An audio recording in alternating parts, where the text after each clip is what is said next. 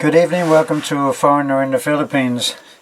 Well, as you probably know if you follow any of our videos, we live in small town, we live happily in small town provincial Philippines. We're on the island of Bohol, which is actually a pretty small island, which is not fully developed by any means, even though they've just had a renewed international airport put in Panglao.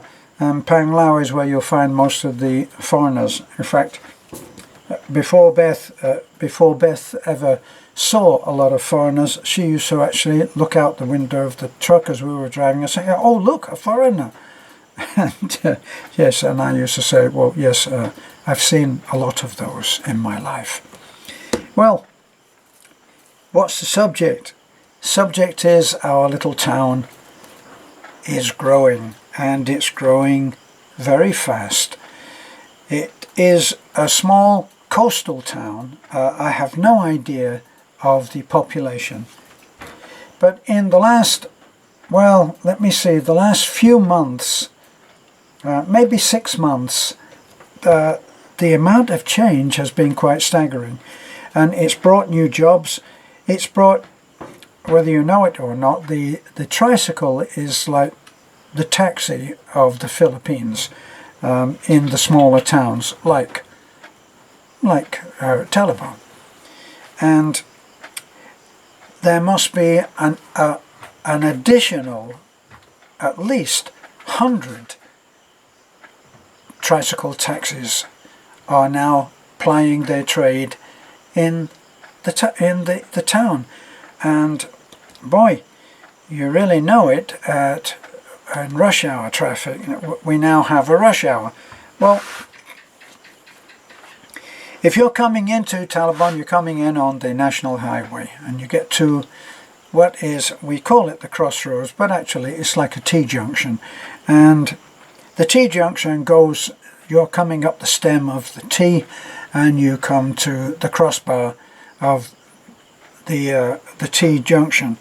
And if you go left, that takes you on, it takes you past the hospital, and it takes you to Trinidad, and Trinidad takes you even further. Eventually you would end up in Tagbilaran. Well, that's the national highway, but if you turn left, that takes you into an ever busy part of Taliban. So the crossroads, the T-junction there, is really the start of Taliban. And if you follow that road right down, if you went far enough without paying attention, your hat would float, because it goes right into the port, which they're now spending a lot of money getting all done up. It's getting all dressed up. It's got a fancy archway that you go through to get into the port proper, and sheltered walkways, and beginning to look very nice. On the other side, if you're thinking of Taliban as being like a square, on the other side of the square, following along the front of the waterfront promenade, let's put it that way.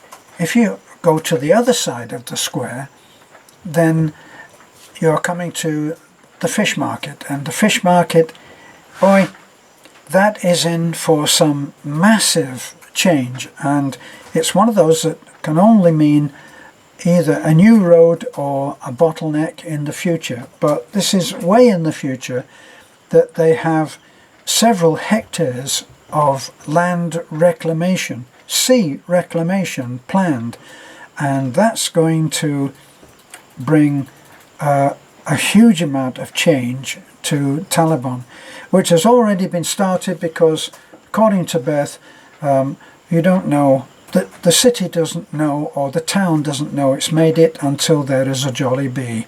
Well, we have a Jollibee. We don't have McDonald's, which for some reason has not been allowed to come in. But the Jollibee has been part of the Alturas group, and Alturas is a very powerful, very, very wealthy group. and they've completely redone the top of what used to be an old market, and they've reclaimed that and made a huge supermarket, which amazingly has about, must be 25 or maybe even 35 cash out desks, which on a busy day are all engaged and with lines. So that's all happening there. But the big piece of news that really, it's tremendous. It's almost like a birthday gift. We're getting a set of traffic lights. Can you imagine that? The sheer luxury of it. That set of traffic lights is back at the T-junction that I described, the one that branches off to Taliban and the other to Trinidad, and the traffic lights are up there. Heaven knows what huge program of re-education we'll have to go through in order that everybody understand what those traffic lights are for. You know, just the basic things like green is go and red is stop. We live in hope that everybody's listening on that, because I'll be going through green in what may turn out to be the misguided thought or conviction that everybody else will be stopping because they're on stop. Maybe once that starts to take place, we'll start to get somebody regulating all of the motorcycles and informing them, a little tap on the shoulder saying, excuse me sir, it's dark and you should have lights. Why? Well, because we all want to see you. Maybe they'll listen. I think it might take a few taps on the shoulder. So, changes are coming. It always is. We got our traffic lights, and I will be there at the opening day when they switch them on. Oh, won't it be wonderful? Well, I'm not sure that it will. This is a foreigner in the Philippines, and bye for now.